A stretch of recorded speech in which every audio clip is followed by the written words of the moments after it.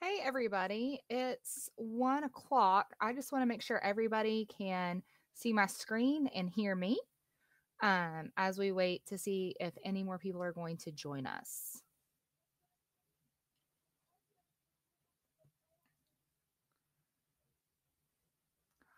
Awesome. It's kind of weird being right here, right before the closing keynote, but I hope that the time that we spend together is going to be profitable for you. I personally love having conversation throughout presentations, whether it is face to face or like now how we're doing virtual conferences. If you want to throw questions up into the chat or something that you want to contribute, please do so. I'm not really sure if I have the ability to allow your mic to work, but if you do that and want to speak, or even show yourself on camera, that would be great and welcomed. So, this session is called Using Social Media During COVID-19 to Increase Family Engagement During Times of Isolation. Specifically, it's the Lincoln County School Student, Family, and Community Support Facebook page. A couple of disclaimers or explanations, I guess, before we get going.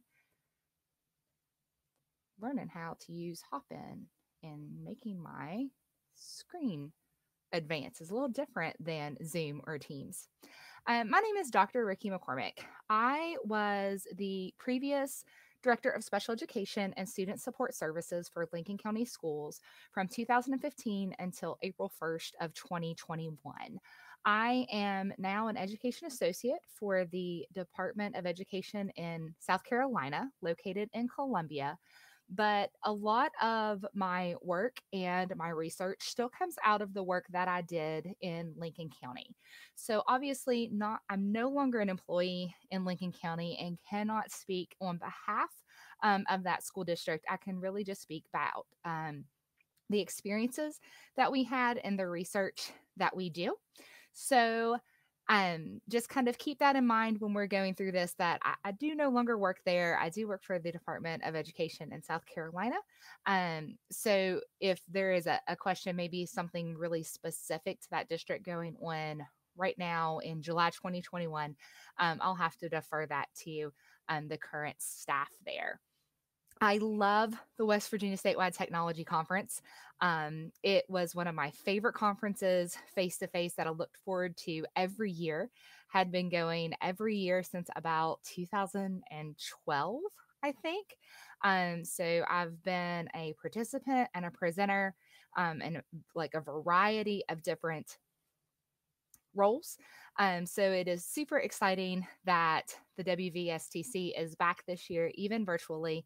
I kind of hope next year that we'll also have a face to face option because I always enjoy being at the waterfront in Morgantown and having fun with trivia night and doing all of those things. So I do hope that you guys have had a great time at the conference, even with it being virtual, and that you've had a lot of fun kind of like experiences or tips that you can take back into your classroom. So, Lincoln County Schools, Student, Family, and Community Support. It was a Facebook page to increase family engagement during the isolation due to COVID-19. The week that ended in that culmination of we no longer have school here in West Virginia, I still have some of those memories just very vivid in my mind. My children, like my children that I own legally, actually go to school in Kanawha County schools, and they were on spring break that week. And so they were with their father. I was hanging out with my bonus kid who was a student in Cabell County. And we kind of were watching the news and we were seeing different school systems start to close, different things start to close down. I looked at my bonus kid's dad and I said, hey, I think we have until about Friday before things get really weird. Peyton is more than welcome to come to work with me on Friday. You know, her parents were feeling a little kind of like, you know, what's kind of going on here. I said she can help me make food bags because we had a food pantry at our central office. And I was like, she can kind of stay with me. We can kind of get a lay of the land. We'll figure out our game plan. all my kids will be back Friday afternoon and we'll figure things out. Well, as you know, everything in that world shut down around 1 o'clock on Friday and really sent the school systems into almost like a tailspin. It was something that none of us had ever faced before. Everything normally at our disposal was taken away from us in several different areas. And a lot of us were left to figure out how to really meet these basic needs of these kids. And so March 13th, 2020, that's the day that Governor Jim Justice closes West Virginia schools to students. But it appears at that point in time that staff are going to continue to report. I remember waiting in my previous superintendent's office, waiting for the call from the state superintendent, with that guidance of what is going to happen with staff. And our first guidance was staff was going to report. Students were not going to report, staff was going to report. However, within that weekend, that completely changed. If you guys remember, it became teachers and staff only reported if they felt safe in doing so. Guidelines were coming quickly, but they were continuing to change. So from my department, which was special education and student support services, we really went into action mode about how are we going to meet these students' basic needs when kind of all of our typical ways of meeting them were being taken from us. Something that you need to know is that prior to COVID, social media was something that was not done out of the central office in Lincoln County. A couple of our schools had Facebook groups or Facebook pages. Our LCHS Panther Pride out of our high school was actually their YouTube channel was actually really huge, but it was something that schools could do, really wasn't even recognized, but we were not allowed to do it out of the central office. One of the things that I have been working on over the previous years was trying to work with our previous technology directors about really developing a social media policy that then would allow the central office to work out of social media. But we really kind of didn't get very far. But COVID happens and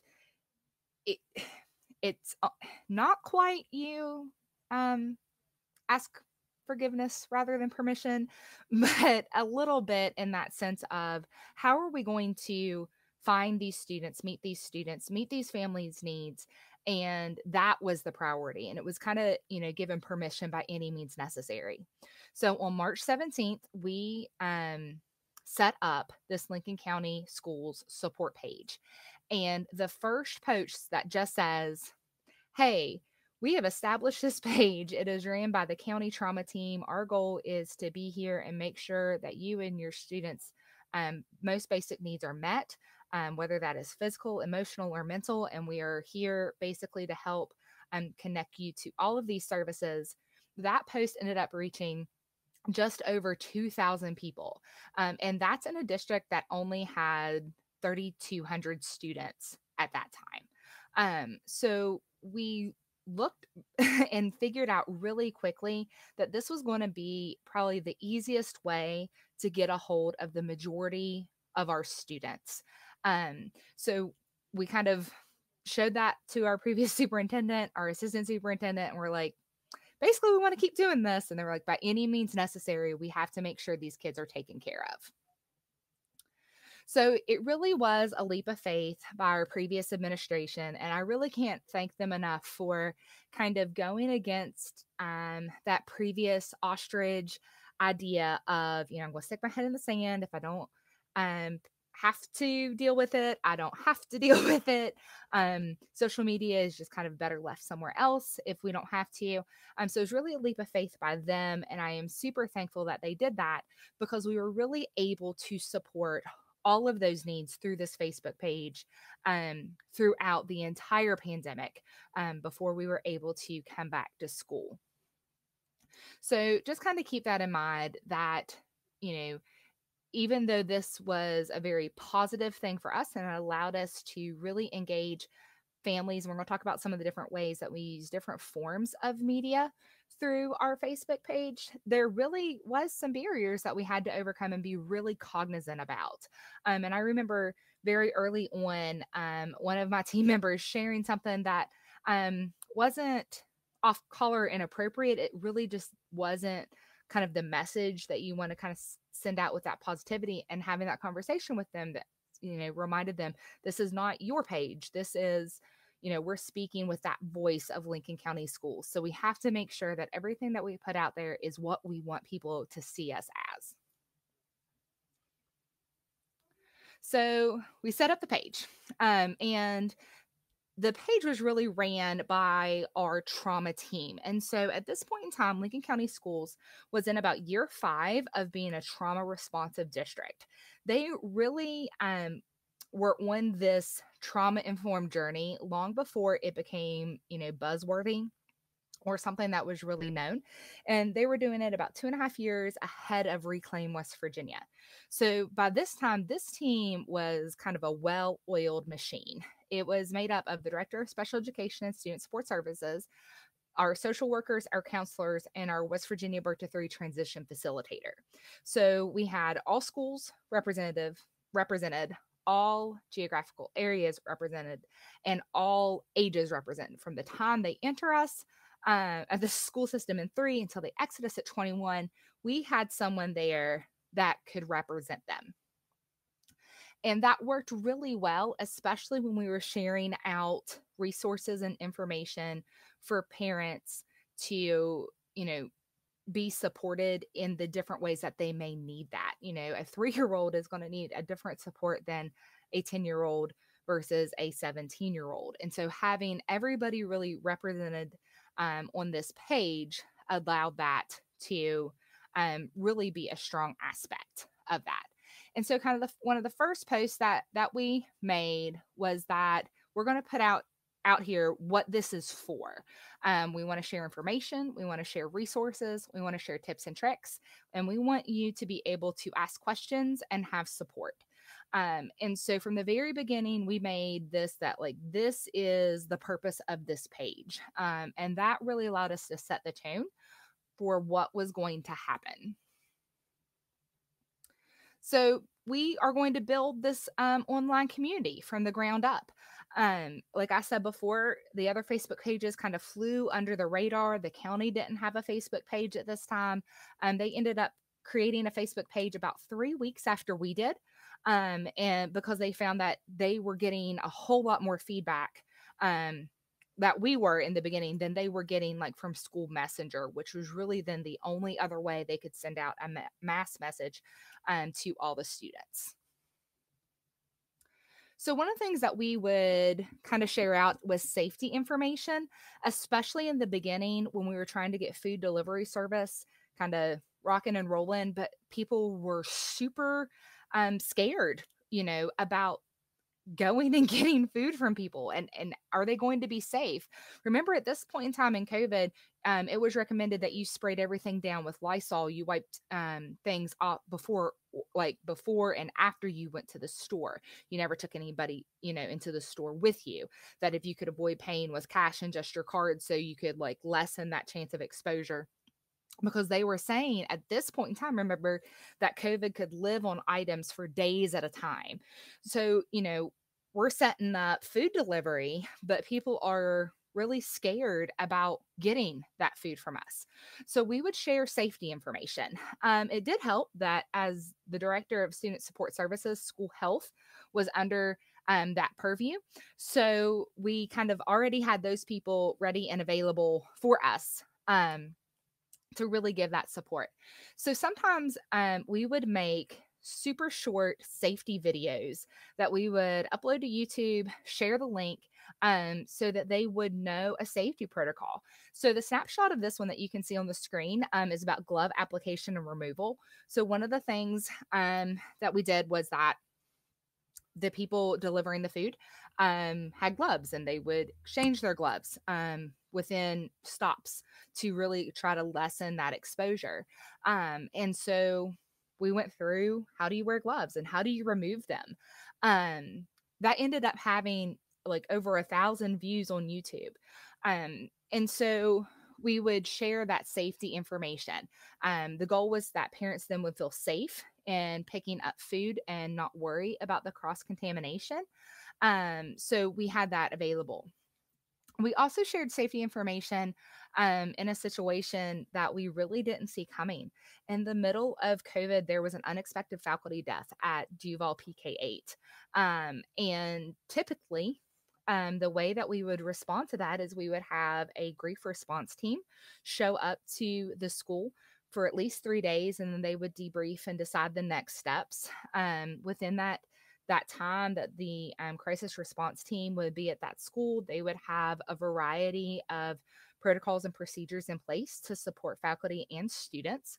Um, and we couldn't do that. That was not something that was available to us. So the death happened, and it was a faculty member who was extremely involved with students.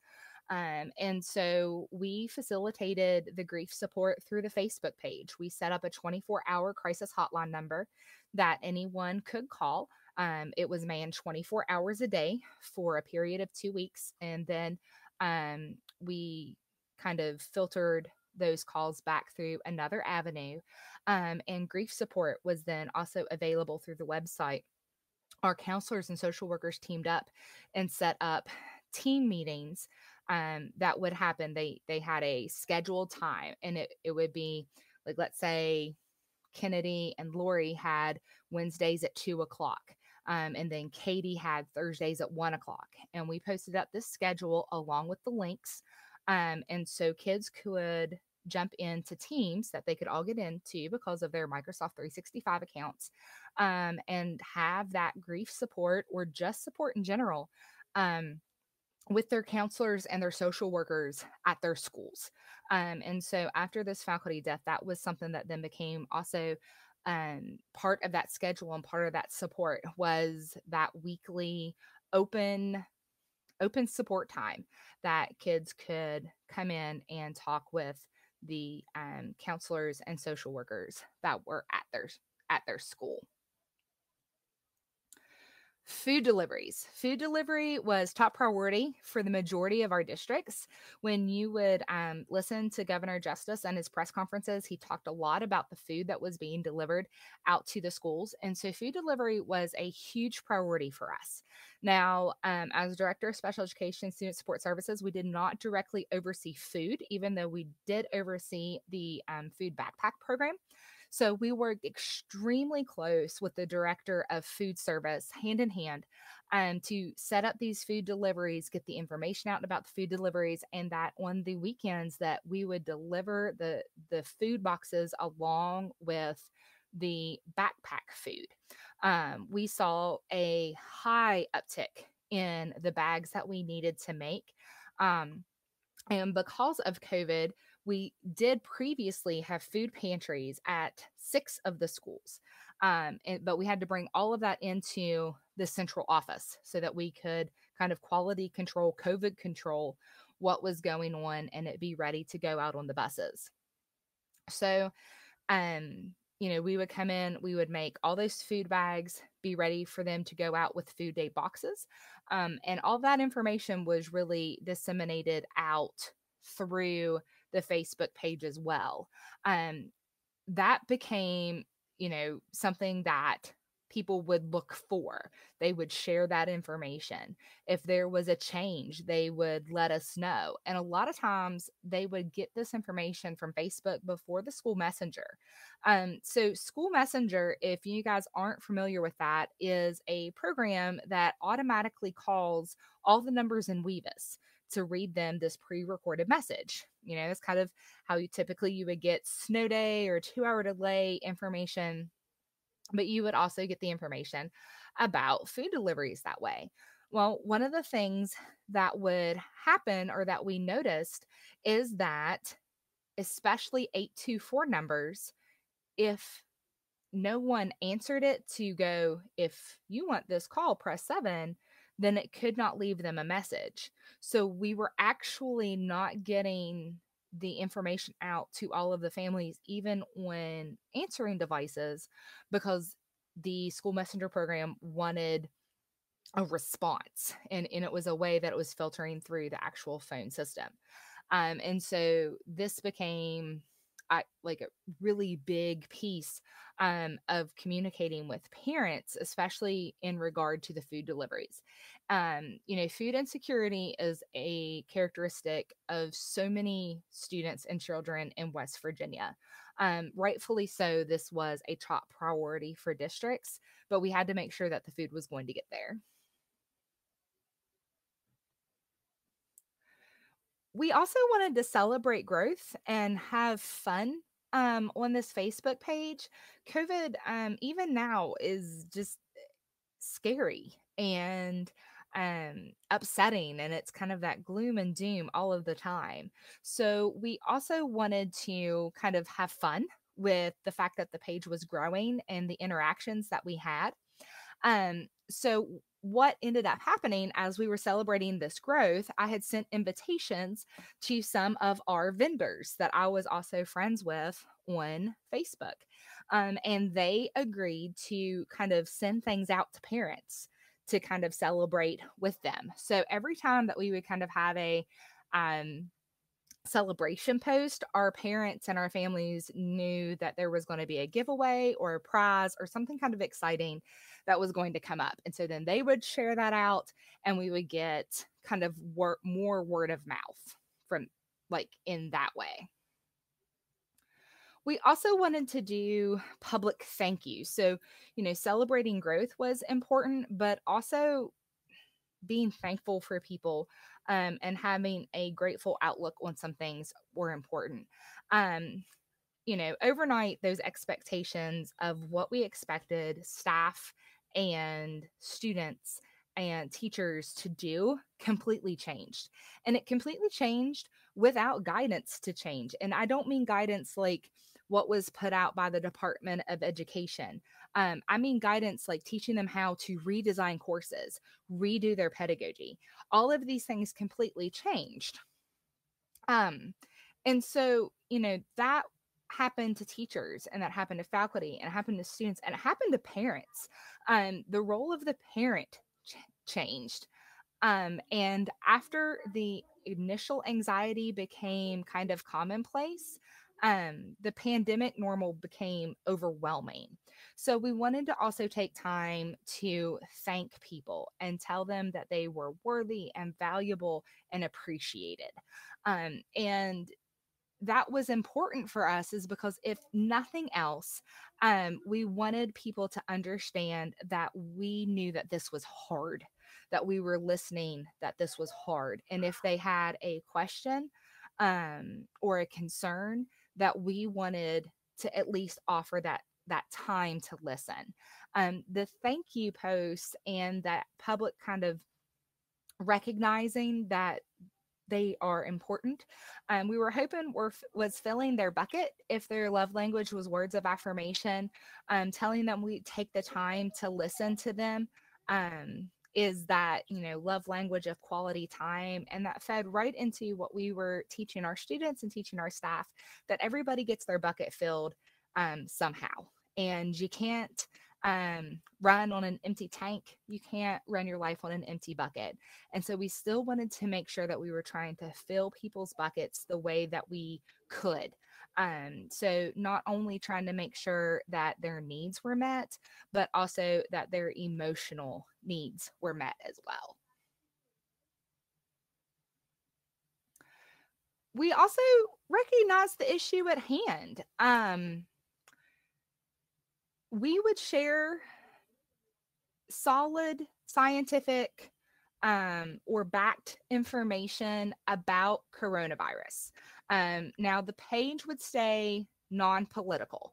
There was never political support or political leaning one way or the other. But we did want to share information about coronavirus as well as safety information regularly.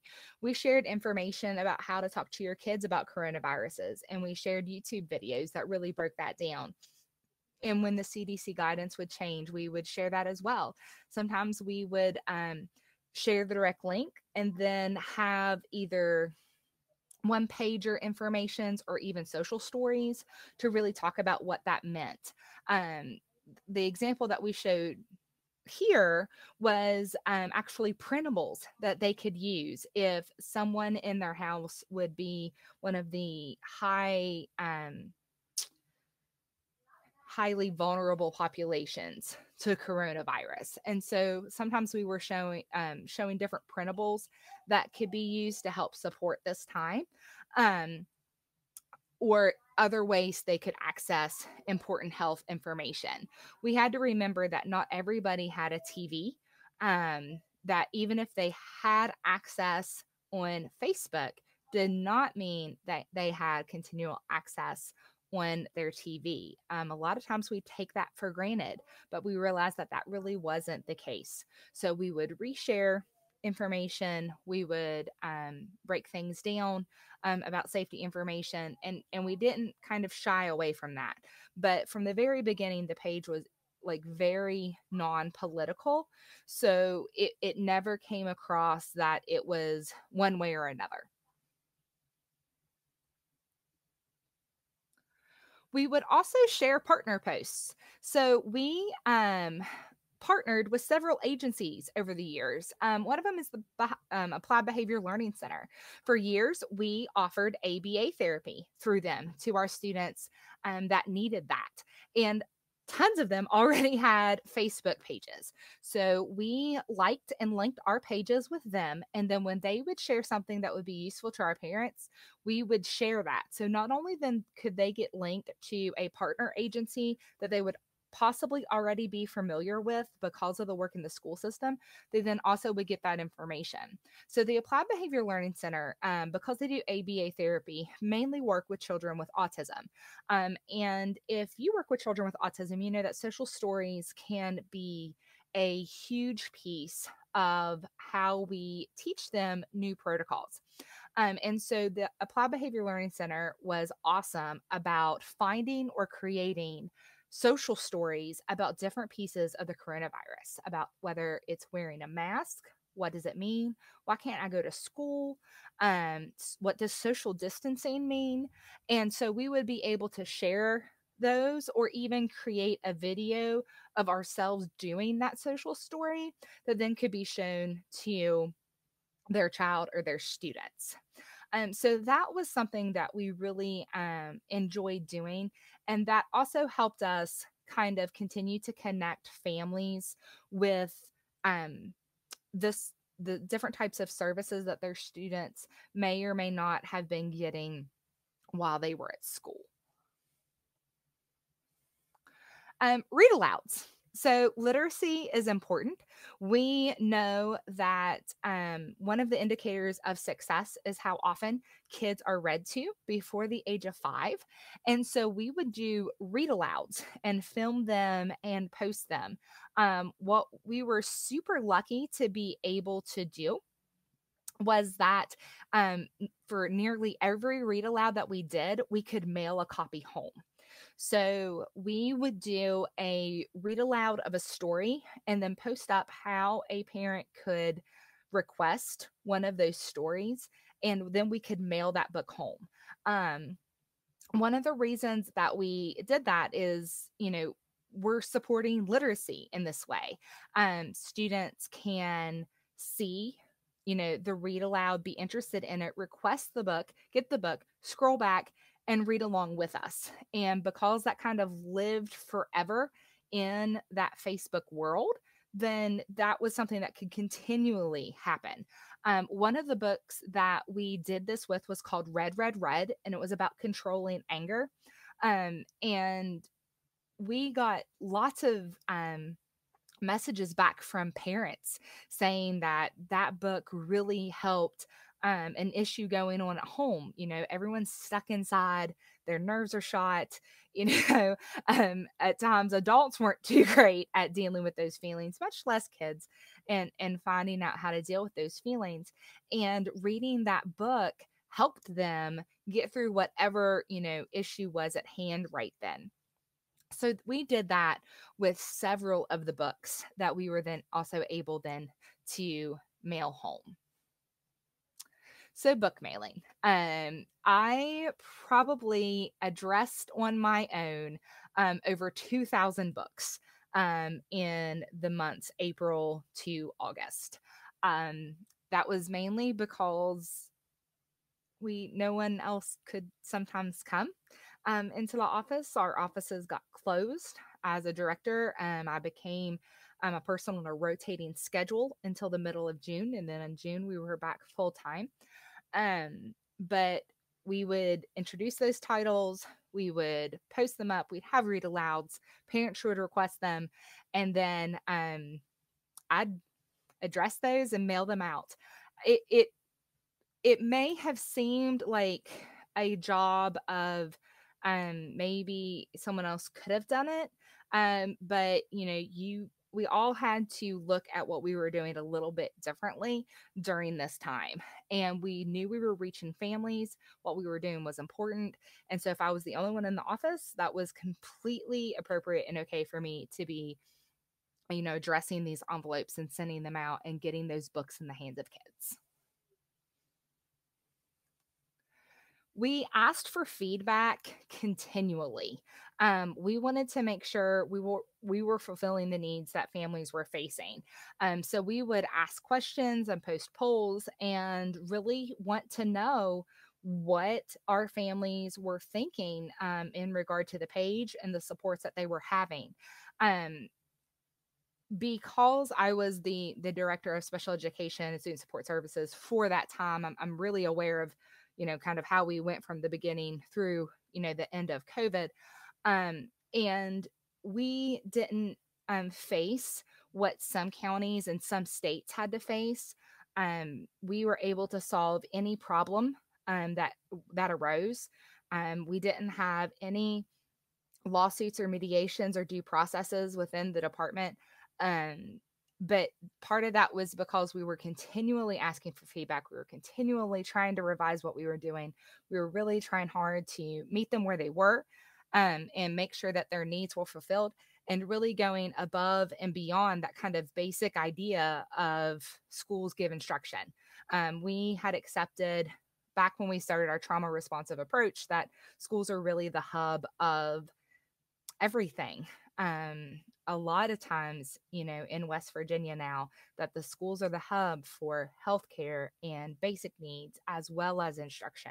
So we didn't see this time as COVID as any different, and in probably even more so important.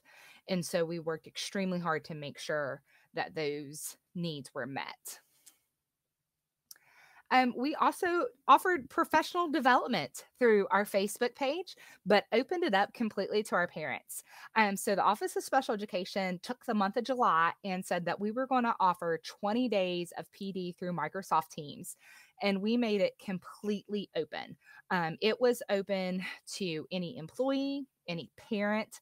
If a student wanted to take it, it was completely open to anybody. And we made sure that even though there were some pieces of professional development that were very much driven by policy and things that we have to offer, we tried really hard to offer some things that could be helpful to all of those audiences during this time of COVID. So we routinely shared that Facebook Teams link, um, and our employees then would share that out as well. And then we would also offer snippets of videos of different things that we would discuss. So that's kind of, my crazy mug up there.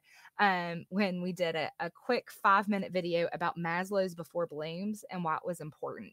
I knew from my own experience with my children in my household that this was a scary time for them. And when they were scared, they weren't able to do their classwork.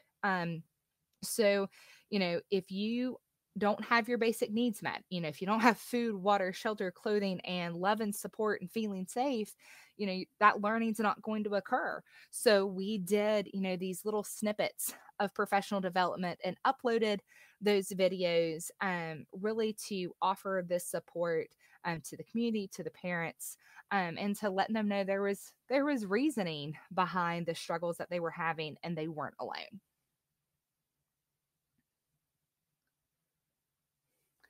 Like I said, we had giveaways as well.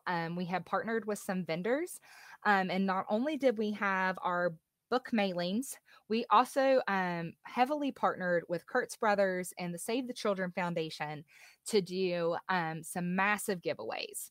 So the giveaways that we would do with Kurtz Brothers sent us boxes upon boxes of school supplies that could be utilized at home, and not just kind of the typical school supplies that you would think schools would have, like construction paper, markers, pencils, that kind of stuff. They did send some of that, but they also sent readers, phonics games, line readers, different types of planners. They sent such a plethora of good, solid instructional material. And so each time one of these huge boxes would arrive at my house, we would be posting up some giveaways. We would do live unboxings, and then we would do kind of randomization of giving out those materials, and we would be able to mail those home. So that was something that was super exciting to be a part of, to partner with Kurtz Brothers with that. And we do know that we were able to kind of put some instructional materials in hands of families that really wouldn't have had the opportunity to have that material in any other way. We also partnered with Save the Children. So Save the Children, in the midst of COVID, did a reading drive, like, try to, let's see how much you can read. And because we were already doing our mailings and our book giveaways, Save the Children partnered with us then to provide instructional toys out to kids that were doing these, like, the reading giveaways that we were doing. So we got to take the grant money that they sent us from Save the Children and go to Walmart and buy all the instructional toys that would fit within that grant. So we were able to get toys like Melissa and Doug and board games and all sorts of things that kids can use their imagination and creative play. And all the kids that had been getting those books were entered into getting these prizes. And so, in this midst of everything is upside down and kind of crazy and hard, we were able then to bring that excitement. And we would get videos from parents with the kids playing with these toys or engaged in these games, reading these books, and we would actually get to see kind of the fruit from the labor of what we're being able to do. And we would have tons of engagement and feedback from the giveaways that we did. If you are a classroom teacher, an instructional coach, a director, a board member, a pre-service teacher, we really want you to think about using social media to engage your families. It's about meeting them where they are. Used to be you take ads out in the paper because people read the paper. People don't read the paper as much anymore. My dad was, an avid reader of the paper, and he doesn't get the paper anymore. So we have to think about where our parents are, and a lot of our parents are on social media right now. They're still really on Facebook. Even though you'll see parents kind of drift off into Instagram or Twitter, not as many parents are on TikTok. But, we've also seen a growth in TikTok use with educators and other professionals as well. But you need to know the social media policies of your school and district. Most places are developing, if they haven't already developed them. And no matter what you do, you have to make sure that you're, in adherence to those policies. You want to talk to whoever oversees communications at your central office. If you are a principal, if you're a director, if you do something that is more kind of in that hierarchy there. If you are a classroom teacher and you talk to your principal, the principal wants to talk with the person that oversees communications at the central office. Usually, if they have somebody appointed to that as their position, like a director of communications, we know Putnam County Schools has a position like that, or if somebody there that's just also part of their job, you want to make sure that you're jiving with them. And so make sure that those conversations are had so that, even with your best intentions, you don't kind of overstep those boundaries. If you're doing a page and you're working with others, there has to be a point of contact. So for us on this Facebook page, while I was the director of special education, I was the point of contact. If there was a question, it came to me first to reply. If I needed someone on my team to reply, I sent that person a message in our group chat. So we had a group Facebook chat that had all of the contributors to our Facebook page on it. And so when a question would come in, we would make sure that the appropriate person was going to answer that. So if you're sharing a page or a group with people, you want to make sure you have that point of contact that's there. And what to do if you've got to think through all of those pieces. And so there are different policies at the state level and the district level that you want to be aware of and you want to know. And you want to know through all of those what to do if, who is my contact if this happens? What do I do if this happens? And that's not really, being chicken little, like, oh, the sky is falling. That's really just being proactive and being prepared. You want to make sure that you've kind of thought through those things so it doesn't catch you off guard. Um, my email address is on this screen if you want to chat at some time. But what I want to know in the last 9 minutes that we have together is if you have any questions or concerns, or do you have your own social media story where you were able to connect with a family, be able to provide something that you can share. A lot of what we're seeing coming out of COVID are these lessons learned, different perspectives maybe that we wouldn't have had before, or different ways of looking at things in a different light. So do you guys have something that you want to share?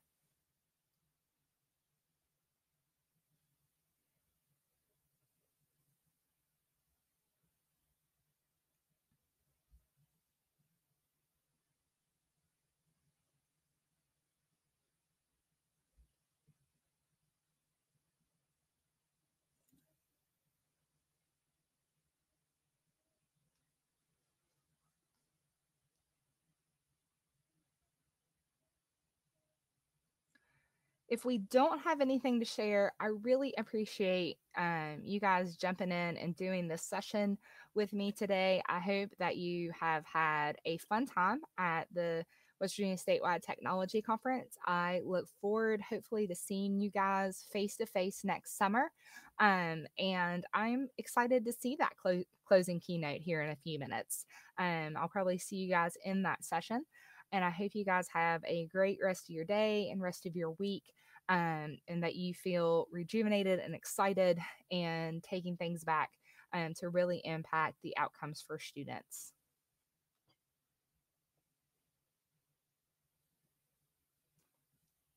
Thanks for being here, Tiffany.